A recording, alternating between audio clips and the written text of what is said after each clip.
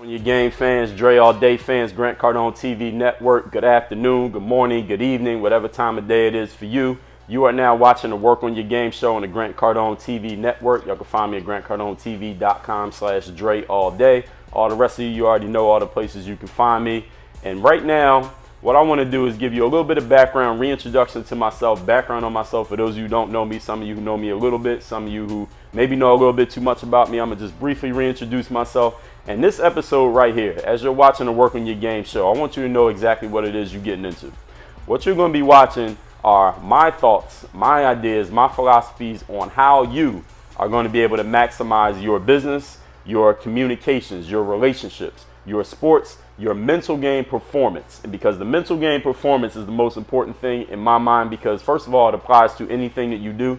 And second of all, we all know, all of you have heard before that sales, sports, relationships, any type of business is all 90% or 95% or 99% what? Mental. We all know that it starts in the mind. So when your mind is in the right place, you can achieve anything, no matter what your resources, no matter what your circumstances, no matter who is or isn't around you and or helping you. But we also know that if your mental game is not in the right space, it doesn't matter what resources you have, where you're from, and what advantages may be at your hands, you're not going to be able to get anything done if you don't have the mental game in the right space. And I'm sure all of you know people who have a ton of resources and a ton of seemingly advantages, but they can't get anything done. And you all probably either know or have heard plenty of stories of people who seemingly have fewer resources, fewer opportunities, less help, less reasons to succeed than you do or somebody else you know had, and they're able to further surpass, their success level further surpasses that of most of the people that we know. So how is that? It's all due to the mental game. So what I'm going to share with you today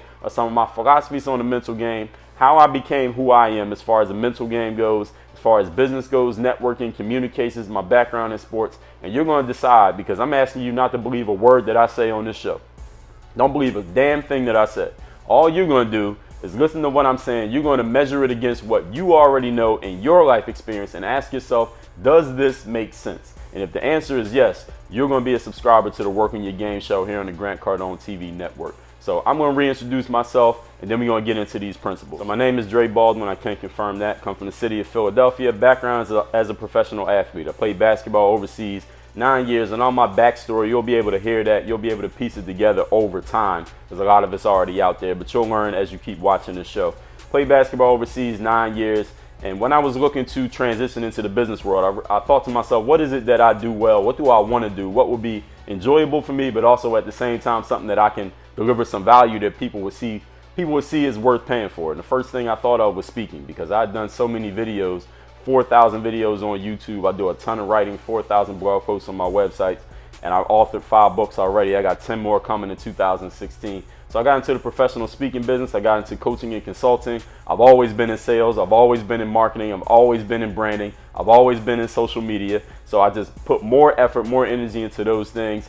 A few other things happen in between that you're going to learn about over time as you hear all the episodes of this show and you learn more about my backstory. And now we're here on the Grant Cardone TV Network, the Dre All Day Work on Your Game show. So what I want to share with you in this episode are some of my life principles, some things that I believe in, some things that I abide by. You're going to measure what you already know against what you're hearing, and you're going to ask yourself this question: does this make sense? If the answer is yes, then you're going to keep following, you're going to keep watching this show. You're going to learn more about how to maximize, how to improve, how to super your confidence, number one. Because confidence is the key to everything, and we're going to talk about that today. Number 2, your overall mental game, which is not just confidence, but discipline. It's about protecting your mind against the negativity. It's about staying excited. It's about staying motivated to go get things done, even when you seemingly have no reason to be motivated to get things done. I'm going to get you out of that 95% of people who fall into that trap. I'm going to show you how to get out of it and how to stay out of it consistently for the rest of your life. Another thing I'm going to talk about is, of course, the business side. How do you make more sales? How do you network better? How do you actually have a normal conversation with another human being without pushing your offer or your product or your service or your idea or whatever it is you got down their throats and making it very impersonal? I'm going to show you exactly how to do that through the episodes of this show, and one of the principles I'm going to talk about here today.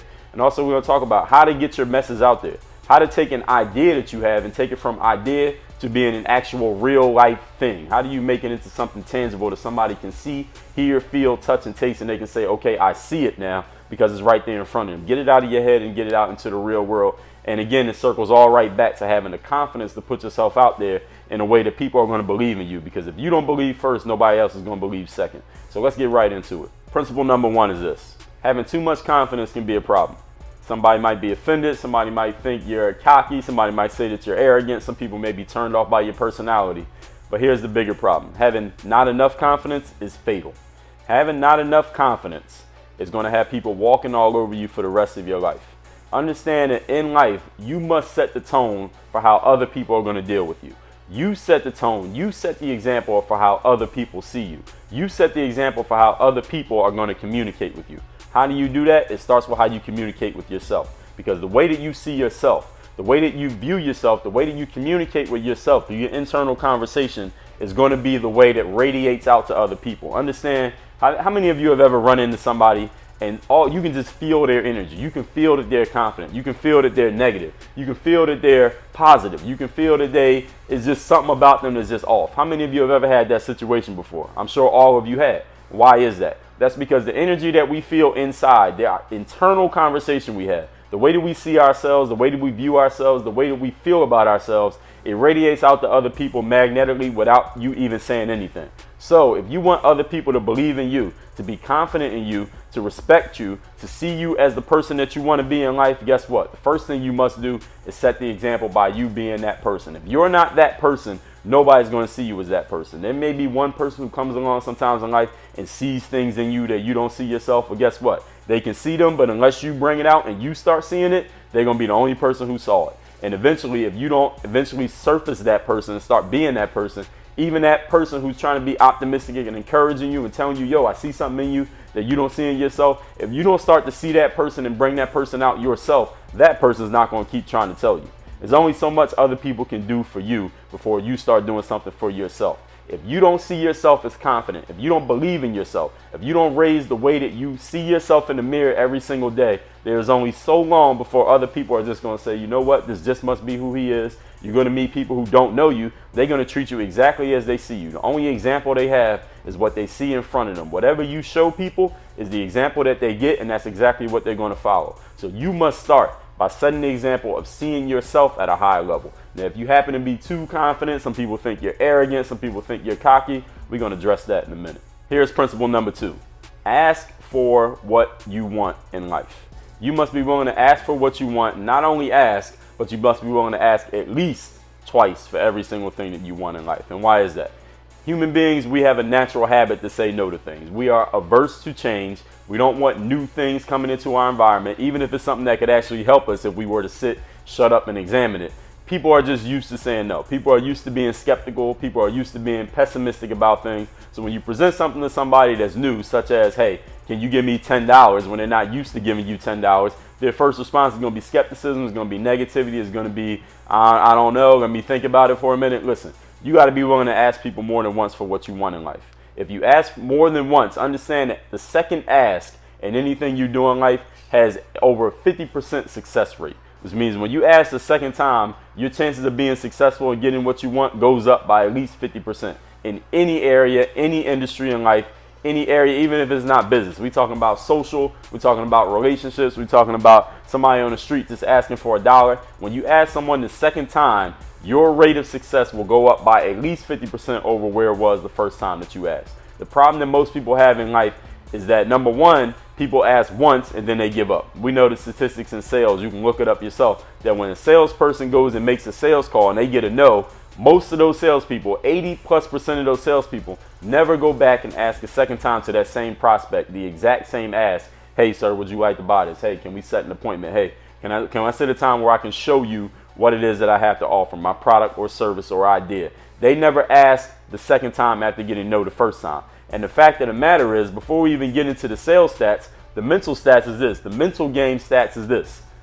90% of people don't even get to the first sales call. They never ask the first time for what they want in life. Most people ask themselves what they want in life in their mind, and they tell themselves no. They never even get to the point of asking another person and getting told no, to the point that they can become part of the statistic that only asks once and doesn't ask again. See, the statistics of people who ask once and never ask again, they're the exception. They're the people who actually go out and ask somebody for something.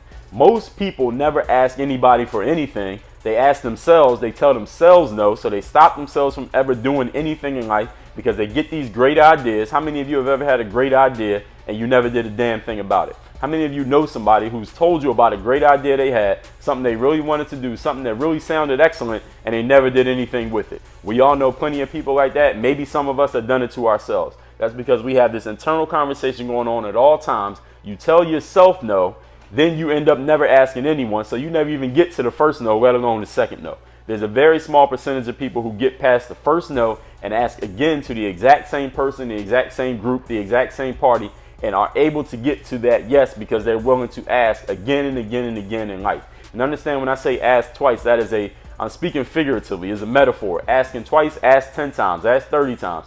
We all know the cliche that if you're willing to ask 1,000 people or maybe 100 people, whatever it is, you're willing to ask 100 people for anything, you'll probably end up getting it. Now, how many of you have ever asked 100 people for anything in your life?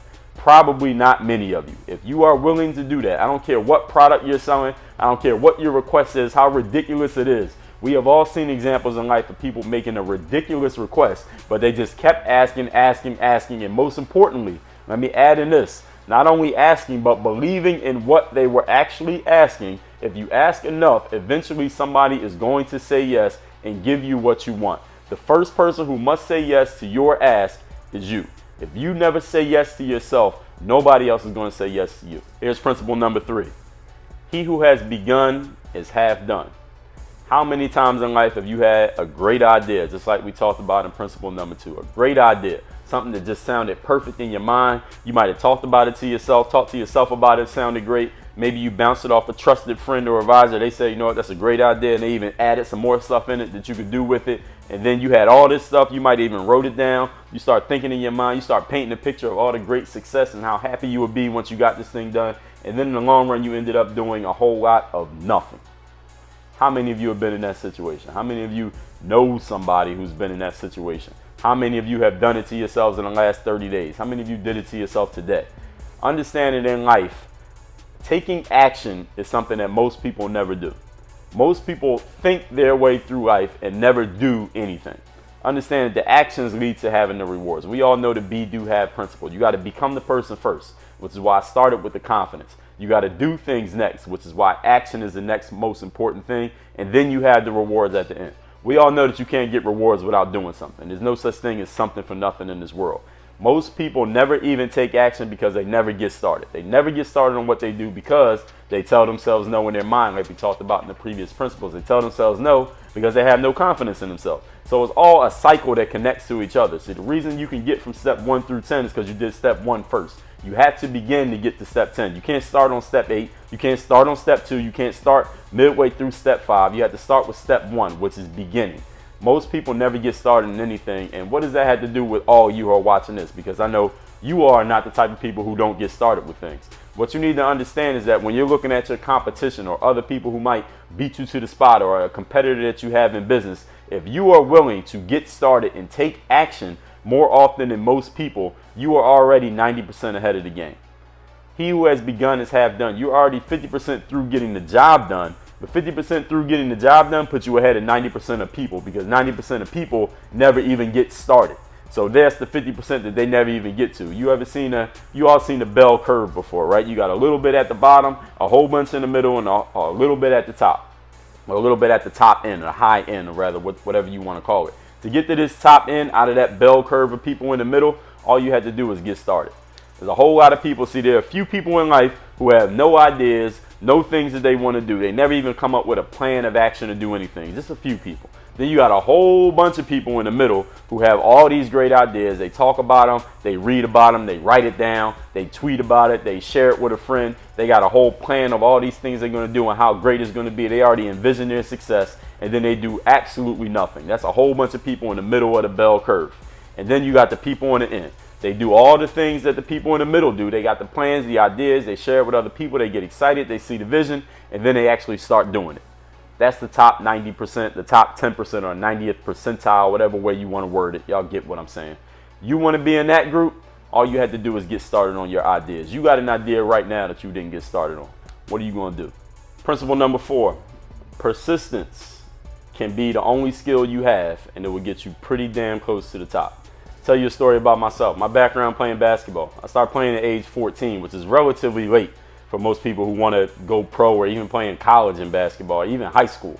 I tried out for the team in 9th grade, didn't make it. Tried out for the team in 10th grade, didn't make it. Tried out for the team in 11th grade. Now, 11th grade, I was starting to feel like I'm going to make it. I could finally dunk if I got a running start and nobody was in the way.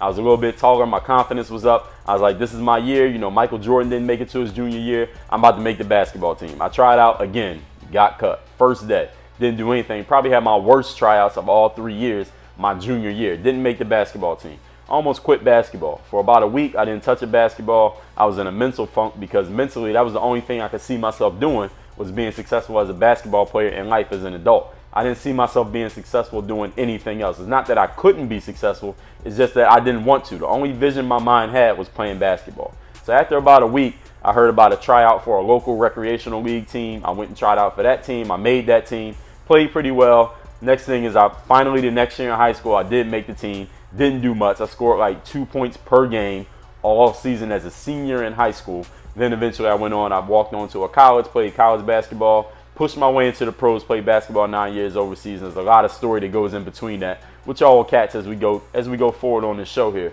the Work on Your Game show. What I want y'all to understand is that for me to start playing basketball at age 14 and become a pro by age 23 is that all I did was not I had a lot of talent. It's not that I was just this talented basketball player that never knew it. That was not the case.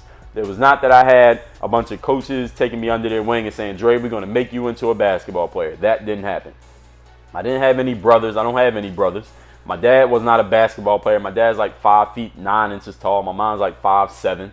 So there were no basketball players in my family. I only have a sister. There was no basketball. Nobody put a ball in my crib or none of that happened. I had friends who played basketball, but none of them was like, Dre, I'm going to teach you how to play ball. They were all my age. We were competing against each other. There was no older guy in the neighborhood who said, Dre, I'm going to work with you and make you good. None of that stuff happened. None of it. All I did was when I was about 14 or 15, I just had this epiphany. I said, all right, everybody comes to the court at a certain time every day and plays basketball. I play with them too. But if I want to get better, doesn't it make sense that I just come out here a little bit earlier and stay a little bit later and practice more often than these people? Because if I only practice the same amount that they're practicing, I only play the same amount that they're playing, we're always going to be at the same level. So if I'm here and they're here and we all play the exact same amount, then we all going to be getting better at the exact same pace. The only way I'm going to pass those people is if I'm down here and they're up here, I got to practice a little bit when they're not, and then we both practice. I practice a little bit when they're not, then we both practice. I got to practice a little bit when they're not, and then we both practice. Eventually, I'm going to catch them and also surpass them if I'm just persistent and consistent enough to keep working on my game by myself with no help, no YouTube videos, no programs, nobody to email, no Instagram to follow. All I could do was just work on my game based on what I was seeing at the park, based on what I was learning in a couple of teams that I made in practice, and just coming up with it on my own. Like, what are the things I want to get better at was the first question I asked. And if I want to get better at that, what would I do? I just had to figure out, how would I get better at that skill? How can I do that? And the only way I knew was to just keep doing it over and over again until I got good at it, until I could see that I was getting the results. And that's all I did. Nobody told me how to do it. Nobody was telling me to go to the park. If I decided to quit basketball at any moment between ages 14 and 18, if at any moment I had decided to just up and quit basketball, and I had plenty of reasons to do so, plenty of opportunities to do so, I could have did it. Nobody would have said anything. There would have been no objection. Nobody would have jumped up and said, Dre, how you going to quit basketball? Look at all this potential you have. Look at all these great things you've accomplished. Look at all these people helping you out. Nobody would have said that. You know why? Number one, I hadn't done anything. I had no potential. I had no talent. I had no results. There was nobody following my career. There was nobody expecting success from me in basketball. And frankly, nobody gave a damn about me playing basketball because I wasn't good. I had no results. So there was nobody who would have jumped up and been like, Dre, you can't quit. No, nobody would have said that. You know who the only person was who said that to me? There was one person, actually. Now that I go back in the story, there was one person who said to me, Dre, you can't possibly quit basketball. You know who that was? Me. I told myself not to quit basketball. I told myself, if you just keep showing up, if you just keep practicing, if you just keep looking at what's happening in the games, keep looking at what's happening to you in tryouts, Keep looking at what's happening in basketball team practice. Keep looking at players who are better than you, seeing the things that they're doing that you're not capable of doing, and you take those visions, those ideas, and you apply them to your own practice. Eventually, you will get better. And guess what? It worked. That was a hell of an idea. So I got to congratulate myself for that idea, to just be consistent, be persistent. And how does this apply to all of you? Your number one skill can just be showing up. If you don't have a lot of talent, I did not have talent. You don't have a lot of resources. Maybe you got a late start. Maybe you don't have any friends in the industry or in the business who are going to help you out. Maybe there's no one who sees potential in you, nobody willing to take you under their wing or invest time, energy, effort, money into you. Your number one skill can be the fact that you just decided, I'm going to keep showing up, keep working, keep being persistent, be consistent in my efforts, and I will get there. If you make that decision, not idea, not I heard Dre say it on the Work on Your Game show, you make the decision that you're going to keep showing up until you get to the point that you want to get to, you will get there. But I can't make you make a decision. You have to decide to make a decision. But what you need to understand in this principle, your number one skill, your number one talent can be the fact that you are persistent. And what I want all of you to understand about me is that I only have one talent, only one. My talent is not oratory. My talent is not writing. I don't have a talent for basketball. I don't have a talent for anything else. The only talent I have is that I am persistent and I am consistent. I am disciplined enough to keep showing up over and over and over again in anything I do, in basketball, in business, in speaking, in writing, in YouTube, in social media, in everything else that I do, that I am going to get better at it. And the longer that we do it, the more I'm going to win by. I will be the last man standing in anything I begin. That is my only talent. And you can have the exact same talent. It's available to everybody. Doesn't matter where you were born, who your parents are, what your race is, or none of that. Persistence can be your number one skill. Principle number 5, release the damn emergency brake. What does that mean, Dre? This is what it means. Any of you ever got in your car, started the car, put it in the drive, take your foot off the brake, maybe press on the gas and the car's not really moving, and you immediately know what it is without even thinking about it. What is it? You left the emergency brake on. You release the emergency brake, put your foot, first of all, put your foot back on the brake pedal, release the emergency brake. As soon as you take your foot off the brake pedal, since the car is already in drive, what happens? The car starts moving forward without you doing anything. That's the exact same thing that happens in life. The problem most people have in life, though, is that our lives, our minds are not a car. Our minds don't have a dashboard where we can see, hey, this is the warning light that's telling you that the emergency brake is on, dummy. That's why the car is not moving forward. We don't have that. We don't have the luxury of it being a immediate feedback telling us why we're not getting to where we want to get to as quickly or as strongly as we want to get there. But the problem for most people is exactly what I just described. They are going through their entire lives with their emergency brake on. What does that mean? Some examples that people say to me, they say, Dre, well, what if I'm too confident? What if I'm too confident? What if people think I'm arrogant? What if people get offended because my confidence level is just too high? What if basketball players say to me, Dre, what if my teammates think I'm a ball hog because I'm trying to be the top scorer even though I'm the best player on the team? What if somebody says that I'm arrogant? What if my friends don't want to be my friends no more? What if I'm in the sales business and I ask a prospective customer too many times? What if I call them too often? What if I ask them too many times to sit down with me so I can show them my product or service? What if I'm just too persistent in putting my message out there on social media? What if I'm posting too often on Twitter? What if I blog too much? What if I make too many videos on YouTube? What if I'm snapping too much on Snapchat? Won't that offend people? Won't that bother people? Won't somebody get mad at me? Isn't somebody going to censor me or somebody's going to yell at me? What can I do about that, Dre? What if I just do too much? What if I'm too confident in life? Forget about all of that.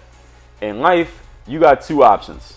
Actually, you got 3 options. Let me tell you the 3 options you got in life. All right, and there are only 3 when it comes to this principle. One option is this. You can get on the lower end of life. And basically, again, it's the bell curve. That bell curve is a bell curve for a reason that applies to damn near everything in life. All right, so I'm going to use that example a lot. If you don't know what a bell curve is, please Google it so you know what a bell curve is. All right, first of all, bell curve is this. You got a few people at the bottom, whole bunch of people in the middle, and a few at the top. Who's at the bottom? People at the bottom are the people who never get started. They never even start their car. They got a car sitting in the parking lot. They got their own assigned parking spot. But instead of getting in the car and driving, that means taking the things that you do best, taking your energy, finding something to put your energy, excitement, motivation, and discipline into, something that charges you up about life. It might not necessarily be your job. It might be making a certain amount of money. It might be helping other people. It might be just having interaction with other individuals. It might be getting your message out there. Whatever it is, you got to find the thing that charges you up in life, and understand that one thing you do might lead to you being able to do the thing that charges you up. So it doesn't necessarily mean that you might be in a job that you don't really love, but guess what? You might love making a lot of money. So if having a lot of money charges you up and you got a job that can pay you a lot of money, that might be the thing that charges you up. And there are other examples of this, but the point is this. You got to find the thing that charges you up. And the thing is with that bell curve is that you got a few people at the bottom who never find the thing that charges them up in life. They just looking around, they kind of wander through life and don't do much. Then you got the people in the middle. The people in the middle are the people who may have found something that charges them up. They kind of know what it is. Maybe they're somewhat involved in it. Maybe they got some plans. Maybe they talk to a few people. They read all the books. They follow the tweets. They post about it on Instagram. Maybe they watch the YouTube videos and get excited for 10 minutes or for 3 weeks at the beginning of every single year. When some big event hits their life, they get motivated for a month. But overall, in general, they go through life with their emergency brake on. You know what happens? They start doing well. Things start going great for them. Then they immediately slow down. They're like, wait a minute, I might be doing too much. I got too much on my plate. You ever hear somebody say something like that? I have too much on my plate. Listen, if you're hungry, you should have a lot on your plate. And people say things like, well, you know, I need to slow down. I don't want to take focus off this one thing. You know, if you chase 2 rabbits at the same time, you catch neither one of them. Listen, human beings don't chase rabbits. All right, stop saying that dumbass quote. All right, human beings do not chase rabbits. All right, if you chase a rabbit on foot, the rabbit's probably going to get away from you. It's faster than you, it's quicker than you, it's more wary of you, it's smaller than you, which means it can go into smaller spaces that you can't get into. It can turn corners faster than you. You don't chase rabbits. If you're chasing a rabbit, you're a dumbass. Stop chasing rabbits. All right, don't chase 1, don't chase 10 rabbits. If you want to catch rabbits, you set 2 traps. All right, you set 2 traps, you can catch 2 rabbits. You set 10, you can catch 10 rabbits. All right, so don't say that chasing rabbits thing. Don't talk about having too much on your plate. Listen, if you're hungry for success, if you're hungry for achievement, if you're hungry to make things happen, if you're hungry to empower people like I am, you want to have a lot on your plate. Because guess what? When there's a lot on your plate, there's a lot for you to eat. And when you're hungry, you need to have a lot. Because if you only got one thing on your plate and you're hungry, you're still going to be hungry after you eat it. Does that not make sense? So that's the second area of the bell curve. You got a bunch of people who know what they want to do. Maybe they get started on it, but they slow themselves down. They put their emergency brake on. Or maybe I'm doing too much. Maybe I'm too confident. I'm trying to chase 2 rabbits. I can't catch either one. That dumbass statement that people keep saying. And then you got the third level. These are the people at the top end of the bell curve. You know what happens at the top end of the bell curve? Those are the people who release the emergency brake. Those are the people whose confidence is so high that they offend some people, because those people could never even fathom having a confidence level so high as the level of that person. So when they see that person, they can't understand it. See, people fear what they don't understand. Y'all have heard that before, right? So when someone sees your confidence level all the way up here, and the highest level of confidence they've ever had is right here, they can't possibly understand being at that level. So it's not that they don't like you. It's not that they think you're cocky or arrogant. It's that that's the only way that they can verbalize seeing something that they have no idea what it feels like to be. So when your confidence is super high, when you're at the top end of that bell curve, yes, you're going to offend some people. Yes, there are going to be some people who don't understand you. Yes, there are going to be some people who don't like you. My question to you is this. If having people offended, not understanding you, and not liking you, is that going to slow you down from being who you want to be in life? Is that going to stop you from doing what you want to do? Is that going to stop you from getting towards having what you want to have? If the answer is yes, then get comfortable in the middle of that bell curve, because you're going to be there for the rest of your damn life. Now, if you want to get it to the point where you're at the top end of that bell curve, listen, you gotta not have a problem with offending some people.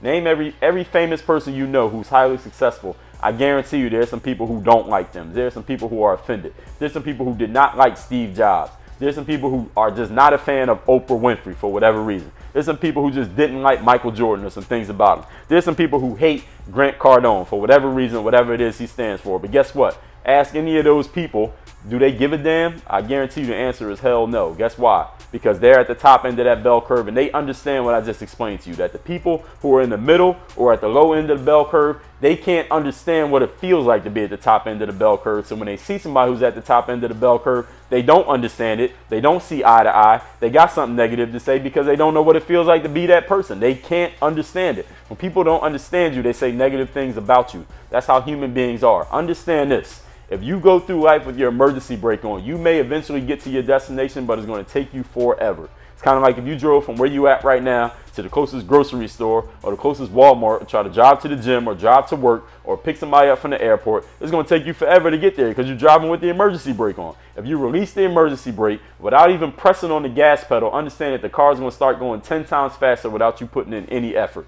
Does that make sense or does that not make sense? Of course it makes sense. I know it makes sense. That's why I'm saying it. When you release the emergency brake in life, you will be able to move a lot faster and get a lot more done without any extra effort, ladies and gentlemen. The reason that most people do not get the things they want in life is not because they're not going hard enough. It's not because they're not putting in enough action. It's because they have emergency brakes in their head that are stopping them from actually doing the things that they already had a capability of doing. It's not that you lack skills. It's not that you lack talent.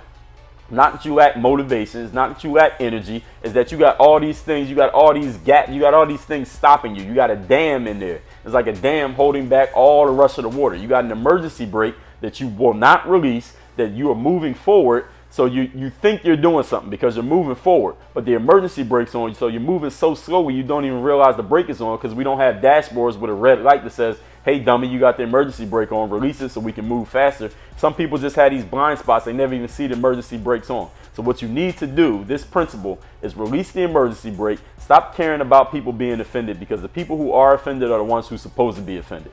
See, if you introduce Oprah Winfrey and Grant Cardone and Michael Jordan, then none of them are going to be offended by the other person. Guess what? Because they all understand what it feels like to have that highest level of confidence. Now I want to ask you this question. If we put you in the room with those people, are you going to be offended? If the answer is yes, you need to release the emergency brake. Principle number 6, stop getting scared out of your own life. How many of you have had this happen before? You had an idea of something great that you wanted to do, or maybe something that you already started doing. Then you introduce it to maybe a friend of yours, maybe a trusted advisor, maybe somebody you look up to, and your friend ridicules you. Your friend says that's ridiculous, that's never going to work. Or they start making all these negative comments about all the reasons why somebody tried that before and it just didn't work out. Or you present it to somebody you look up to, and that person tells you why you might not have the talent to do it. Maybe you tell your parents, maybe you tell your wife, maybe you tell your kids, maybe you tell your boss, and they tell you, you know what, it's just not realistic. You get a whole bunch of people just trying to discourage you. It's not realistic. Look at all the people who tried that before. Look at the few people, the nobody who's ever tried that before. Why do you think you can do that? Why do you think you can be successful at that? Look at all the things you've done so far. What have you done so far that gives you a reason to believe you can do that? And what happens with people is, maybe it's happened to you, maybe it's happened to somebody you know, maybe you've heard the story. What happens to people is they get scared out of their own lives. How many people do you know, or maybe this has happened to yourself in life, where they have an idea of something that they want to do? They might even get started. They might get half done by getting started, but then they hear negativity from other people. Maybe you start selling a product, the first 10 people you approach don't want to buy it, and then you quit. You say, all right, well, I guess that product doesn't work. There's no proof of concept. I talked to 10 people, it didn't work out. Maybe you decide you want to play basketball. You try out for the varsity team, 9th grade, 10th grade, 11th grade. You don't make it all 3 years. You're like, you know, forget basketball. Basketball's just not going to work out for me. I ain't trying out no more. I could have did that. How many people do you know started a business, the first 10 people they talked to, nobody bought, and they quit? They could have had $1 million product on their hand, but they never knew because they quit. How many best-selling authors have you heard tell the exact same story? We had this book, we presented it to all these publishers. People said that's a stupid idea. People said that'll never sell. People said, why don't you go do something else? That will not work out. Nobody's going to pick up this book. And guess what? That book became a top seller. That book became a New York Times bestseller. That person's a famous author right now. How many people do we know of that fell into that category? We know a lot. Jack Canfield, talking about the Chicken Soup for the Soul series. How many millions of books have they sold since then? Tim Ferriss, the 4-Hour Work Week, the whole 4-hour series. How many books has he sold? How famous is he nowadays because of the popularity of those books? Tucker Max, another guy. He was writing the Fratire category. How many people told him it wasn't going to work out? Grant Cardone, I read in his book when he wanted to get a TV show. How many people told him this probably not going to work out? How many TV shows fail? How many proposals never actually make it through to the end? Did any of those people quit? And how many people do we know of in life? This is a hypothesis that all you're going to have to think of yourself. How many people do we know of in life who could have became a Jack Canfield, who could have became a Tucker Max, a Tim Ferriss, a Grant Cardone, a Dre Baldwin, but they never became it? Why? Because they had enough failures that they said, you know what, I've tried enough, I quit. How many people try something 1 time and quit? How many people try something 2 times and quit, 10 times and quit? Don't try at all. They think about trying, but then their mind tells them it's not going to work out, and they quit before they even get started. So they tried a negative number of times. They had a deficit of times trying. They tried a negative one time and quit. How many people do you know like that? How many times have you done it to yourself? Understand this thing in life. When you get scared out of your own life by other people, by circumstances, but mostly by yourself, it is completely your fault. And the only thing that is going to change that situation is if you decide that you're going to take action no matter what, you're going to make something happen. How do you get to that point? First of all, you got to stop weighing other people's opinions so much. Stop giving other people's opinions more credit than you give your own opinion. And I don't care how successful another person is. I don't care how much you look up to that person, how much that person has done for you or not done for you, what credibility this person might have versus what little credibility you might have. Understand that in life, you can take suggestions, you can be open to opinions, you can listen to input from other people. But in the end, when it comes time to either act or not act, the decision has to be made by you. Don't let other people tell you what you're capable of or what you're not capable of. Don't let somebody's tweet or Instagram post be your entire philosophy for life. Don't let somebody else's negativity stop you from doing what you positively believe can be done. Now, maybe they might be right. Maybe somebody might say, you know what, if you start that business selling socks, it's not going to work out. And if you stop yourself, you get scared out of your own idea by that person saying that negative thing, then you'll never know. You'll never know if it could have worked out. But if you go make some socks and try to go sell some, at least then you'll have some proof of whether this is a good idea or this is a bad idea. At least get started. Remember what I said. He who has begun is half done. At least try some things, because you know what happens when you try something that doesn't work? Number one, you get experience. We know experience comes from bad things happening. Experience doesn't come from being successful in everything you do. Experience comes from you trying something and it not working out. You doing something that fails. You having some success and then falling right back down to the bottom again. That's where experience comes from. So if you never try anything, you let the negativity stop you from getting started, you have no experience. You have nothing to trade on. So that's where experience comes from, first of all. And if you read people's books, you watch people's shows, people that you look up to and follow the most, what are they telling you about? They're telling you from their own experience, what they've done. But if they had quitted everything that somebody told them might not work, even if they ended up being right that it wouldn't work, guess what? They would have no story, no experience, no knowledge, no wisdom to share with you. Thus wise, you wouldn't even know their damn name. Now, if you want people to know your name, you got to go do things and get experience. So stop getting scared out of your own life by the negativity of other people, by circumstances that may be more temporary than permanent, and mostly stop getting scared out of your own life by yourself. Principle number 7, get a vision for your life that you actually believe and that you can actually see. What do I mean by that? When we talk about visions, all of you have heard of vision boards or looking at the things that you want. If you want a Ferrari, go to the Ferrari dealership and take a picture of yourself standing next to the car or sitting in the car, smiling, looking at the camera. We all know about that, getting your visions in life. The thing about those visions is this. You can take a picture of a Ferrari and you get a 100-bedroom house, a picture of $1 million in cash and all the pretty girls or cute guys, whatever it is that you want to achieve in life, you becoming president of your company and being the top seller in your area, whatever it is you want to achieve in life, you can write it down, have all your goals, have all your visions, have your board right there in front of your computer or in your car on the bathroom mirror. I get it. You can do all that stuff, but understand this. If you don't believe in your vision, then all you're doing is wasting your time. When you have a great vision, let's say you write down whatever your goals are. You have your goals that you're looking at every single day. You got your New Year's resolutions. You got your vision board of all the things that you want to achieve, the person you want to be, all the things you want to do, all the results you're going to get as a result of doing those things and being that person. If you don't believe in the vision, if you don't actually believe I can be the president of my company, you don't believe I can have that girl, I can have that guy, if you don't believe I can own that 10-story house with 15 bathrooms, if you don't actually believe I can be a person pulling up to the hotel valet in a Lamborghini, if you don't actually believe that you can be that person with the six-pack abs and the big muscles where you take that body, cut the head off and put your face on it, if you don't actually believe you can be that person, then you're never going to achieve it. You can have all the vision boards, all the goals, and it can all sound good. You can share it on Facebook, and everybody will be liking it. Like, yeah, let's get our visions. You got to see it to believe it, and all the dumbass cliches that people say. Listen, if you don't believe any of it, none of it's going to come to fruition. So it's one thing to have a vision. It's another thing to actually believe yourself. You got to believe in what you're doing. When I was in high school, I remember I used to go around my junior year. I would go around to other players, other people who play basketball, and say, hey, who want to play me one-on-one? I'll beat anybody. And the players will kind of roll their eyes and be like, oh, Dre, get out of here. We ain't playing you one-on-one. because they thought I wasn't that good. I was a bum. Like, I don't want to play you one-on-one. You ain't nothing. You ain't doing nothing. You scoring 2 points a game. And this is my senior year. Before that, I wasn't scoring any points. So I wasn't on the team. And one day, this guy named Lawrence, he was in my grade. And he was like, yo, Dre, the crazy thing is, this is what he said to me. He's like, Dre, you know what the crazy thing is? He said, you know, we all be talking trash like, yeah, I'm better than you. I can beat you one-on-one. I can do this. You can't do that. We all talk trash to each other. And we all be laughing and joking about it. But he's like, you know what, Dre, the funny thing about you is that you actually believe the stuff that you be saying. You actually believe it when you be talking trash. I don't get it. And he was like, I don't get it. Like, you haven't done anything. You have no accomplishments, but you actually believe it. You actually believe all the shit that you be saying. How is that, Dre? And the thing is, I've always been like that. I've always had the belief. And what I want to share with you, what I want to impress upon you is that you got to believe in what you're saying. You got to believe in what you're doing. Most importantly, you got to believe in what you see. The things that you're looking at every day, your visions, your goals, your ideals, all the things that you want to be, do, and have in life, if you don't believe them, all you are doing is wasting time doing something that's not going to get you anywhere. You got to believe in your vision. So what am I telling you? Am I telling you to make your vision smaller so it's something that you can see? Am I telling you to think of yourself a little bit lower, or lower the amount of things you're going to do, take a little bit off your plate, or say you're going to have, instead of having a Lamborghini, you're going to get a Mercedes-Benz or a Toyota? No, I'm not telling you that. What I'm telling you is this.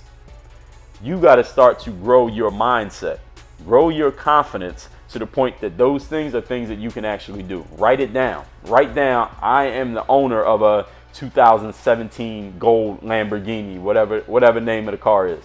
I own this house at XXX Main Street in Hollywood, California, wherever the house is. You got to write it down. You got to say it to yourself every day. You got to say it to the point that you actually believe it. How do you do that? Borrow somebody else's confidence. Be the person that you want to be. Be that person. How would you sit up in your seat right now? How would you speak to the next person who comes across you? What actions would you take in the next 5 minutes to get you closer to being that person and not being the person that you don't want to be? You got to see it. See it first. All of it starts in the mind, ladies and gentlemen. The most important space that you own is not your house, is not your car, is not the desk at your business, is in between your ears. That gray matter in between your ears controls every single thing you do. You lose control of this, you lose control of everything. You control this, you can do anything you want to do in life.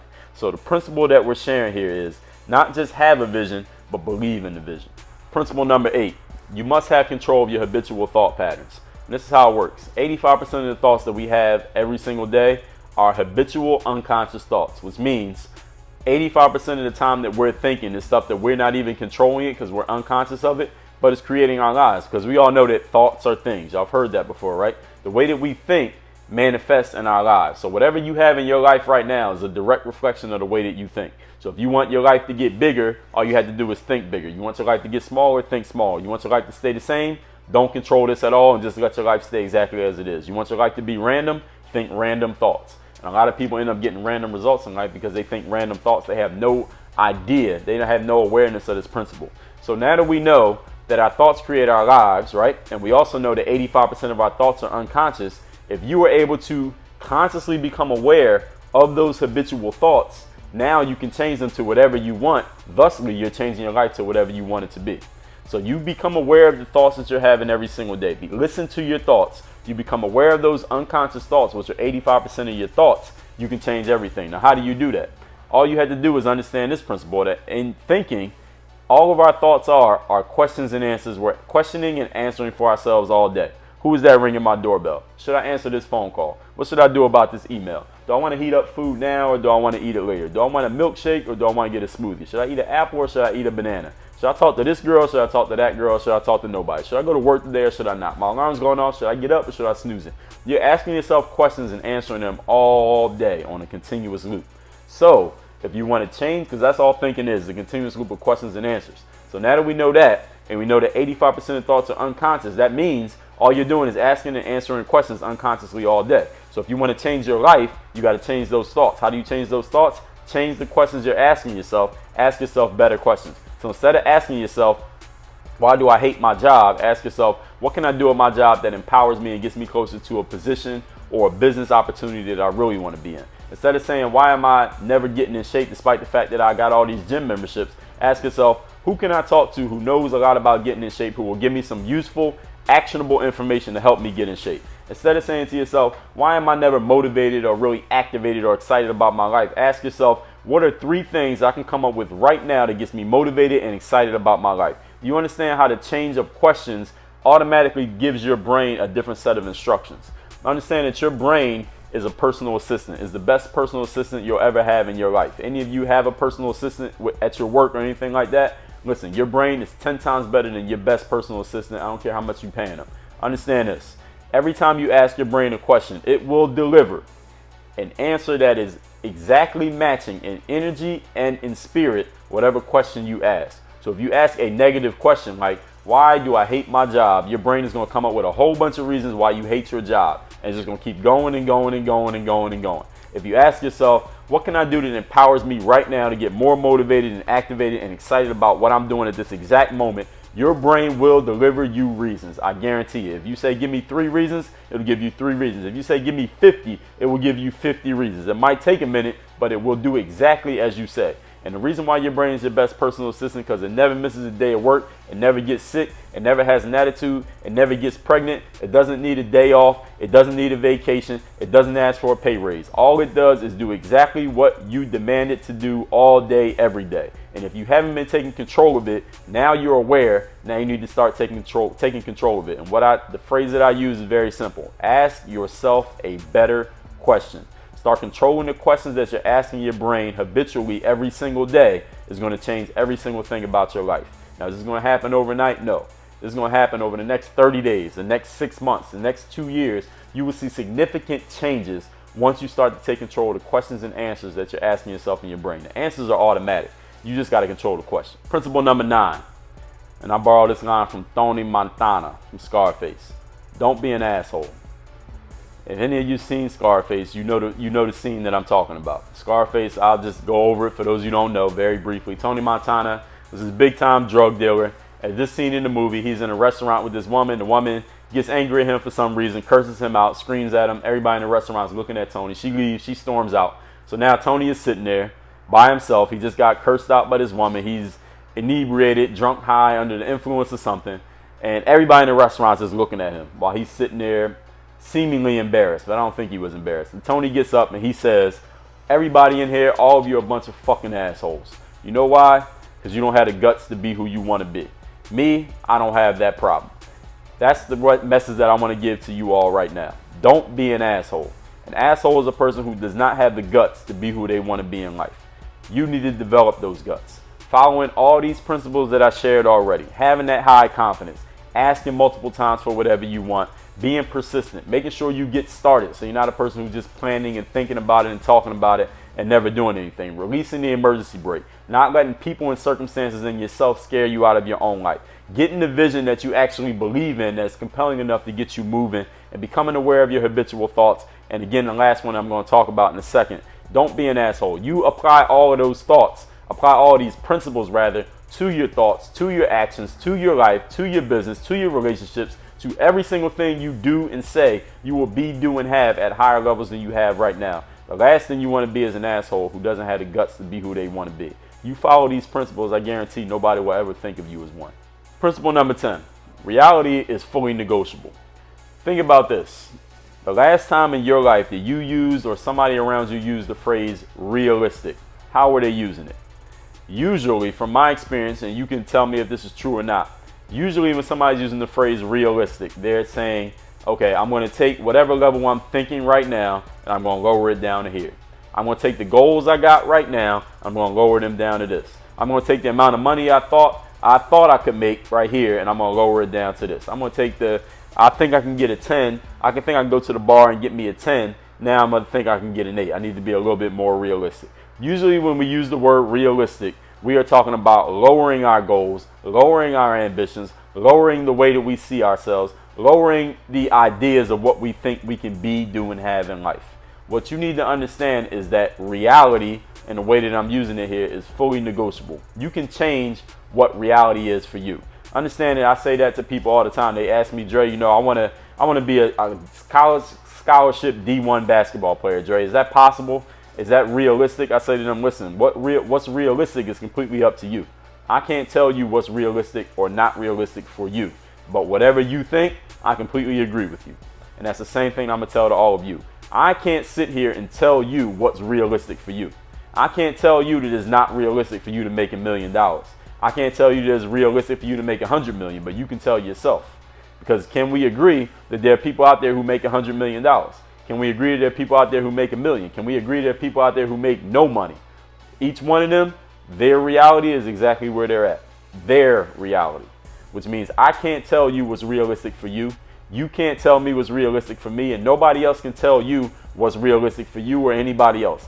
Each one of us chooses our own reality. The fact of the matter is 95% of people go through life having no idea, no grasp of this concept. The fact that they can alter their own reality just by changing the way that they think and following the 10 principles that I've gone over in this first episode of the Work on Your Game show with Dre all day. This is all you need to do. If you want to change your realities every single day, I'm going to give you something actionable that you're going to follow starting today. The last 10 minutes tonight before you go to sleep, and the first 10 minutes when you wake up every single day, you're going to have your list of goals. They may be 30-day goals, it might be 6-month goals, it might be goals over the next 50 years of your life, it might be just goals for that particular day. You're going to look at those goals, but those goals need to be compelling goals. They need to be the type of goals that make it hard for you to go to sleep. The type of goals where you feel like you haven't done enough every day that goes by that you haven't achieved them. The type of goals that get you motivated, that people say, how are you always so motivated? How are you always so turned on? How are you always so mentally activated? Those are the kind of goals you need to come up with. You need to write those goals down.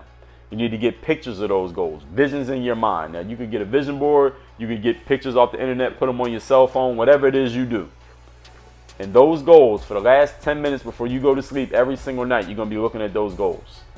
The first 10 minutes when you wake up every day, you're going to look at those goals. So when you wake up, you're not checking email, you're not reading your text, you're not seeing who called you, you're not checking your Twitter feed. Don't do that when you wake up. First 10 minutes when you wake up, you are looking at your goals, you're looking at your visions, you're looking at your statement of who you're going to be, what you're going to do, and what you're going to have as a result. Why the first 10 minutes and the last 10 minutes, Dre? Why is that? That's because the thing that you look at for the last 10 minutes before you go to sleep is what your brain, your subconscious mind is going to marinate on through that whole 8 hours or 5 hours or 10 hours, however long you are sleeping. It's going to marinate on the last thing you gave it, which is why couples who make love before they go to bed, you know, that strengthens the bond because both of their brains are marinating on that love connection that they had before they went to sleep. If you watch a scary movie before you go to sleep, you notice that you'll have nightmares. That's happened to all of us before, right? And when we wake up, the first 10 minutes when you wake up, your mind is very open to suggestion, much more than it is at 12 noon. Why? That's because when you first wake up, your brain is not cluttered with a whole bunch of conscious thoughts of everything that's going on around you. You were just sleeping, so it wasn't anything going on around you, so your brain is wide open. So for that first 10 minutes, whatever you feed it, it's kind of like breakfast. If you start your day off with a bad breakfast, you eat some candy and drink some liquor, you're setting your whole day up for failure. Why? Because you started your brain, your body, when it was open to suggestion with negativity. If you put something positive in your mind, same way that we say breakfast is the most important meal of the day. Why? Because it fuels your entire day. It's the same thing with your mind, the exact same principle. So you start your day looking at those goals, looking at those visions, saying your daily affirmation, whatever it is that you want to do, setting your mind for a positive outcome that day ahead. That's why you do the first 10 minutes and that's why you do the last 10 minutes. And if you do that every single day, I guarantee you that over the next 30 days, 6 months, 1 year, things in your life will change and you'll start to see things changing tangibly. That means things you can actually see, feel, touch, hear, and taste. Tangibly angling towards those same goals that you're looking at every single day. Those same visions that you have on your vision board or in a folder in your Evernote, whatever it is that you do. I guarantee this will happen if you start to actively take advantage of the fact that you can alter your own reality. This is a guarantee you have personally from me, Dre All Day, and the Work on Your Game show. And make sure you're speaking these things to yourself out loud. Ladies and gentlemen, let me review these 10 principles. These are 10 life principles of mine that I abide by, 10 life principles that I talk about all the time, are the basis for every single thing that I think. They're the basis for who I am as a man. They're the basis for how I conduct business. They're the basis for how I interact with anybody. They're the basis for everything that I've built from the time that I started playing basketball at age 14 to where I am now, where I'm turning 34 on February 3rd, 2016. I don't know the exact air date of this episode, but y'all know. Everything that I talked about in this episode that I'm about to review is how I became who I am, And if any of these make sense to you, if you want to learn more about any of these, if any of these stir you up, they get you motivated, they get you activated, if you agree with any of this stuff, you heard it before and you say, I like what this guy's saying, I like what he's about, I want to hear what else he has to say when it comes to business, confidence, branding, marketing, sales, motivation, basketball, and activating your mental game to get you in the right space to do what you want to do in life, not what you have to do, then you're going to watch the Work on Your Game show here on Dre All Day. Now, here it is. Number one, too much confidence can be a problem. A lack of confidence is completely fatal. Number two, ask at least twice for every single thing you want in your life. Number three, he who has begun is half done. Number four, persistence can be your only talent and it can get you damn close to the top. Number five, release the emergency brake if you want to get further in life. Release the brake, your car will move forward without you even trying. Number six, stop getting scared out of your own life by other people, circumstances, and mostly by yourself. Number seven, get a vision that you actually believe and look at it every single day. Start to believe it, it will manifest itself. Number eight, become aware of your habitual thoughts, because all you had to do is change the question, ask yourself a better question, you will get better answers, you will change your entire life. Number nine, don't be an asshole, have the guts to be who you want to be in life. And number 10, reality is fully negotiable. Make sure you are looking at and stating your goals for the last 10 minutes and the first 10 minutes of your day every single day. Ladies and gentlemen, my name is Dre Baldwin. Many know me as Dre All Day. I'm a professional speaker, entrepreneur, author, branding expert, marketing expert, mental game, confidence, success, and ambition expert. On this show on the Grant Cardone TV network called Work on Your Game, I will be covering all these principles and more and exactly how they apply to your business, to your sales, to your relationship, to your sport, to the way you look at yourself when you see yourself in the mirror, to the way other people see you when you walk down the street, to the way other people receive you without even knowing who the hell you are and making people know who the hell you are through your business practices. I'm going to cover all that and a whole lot more on the Work on Your Game show, Grant Cardone TV. My name is Dre All Day. Make sure you leave me comments. Let me know what you think about the episode. Find me on all your favorite social media that should be on this page right here. Work on your game. Dre All Day.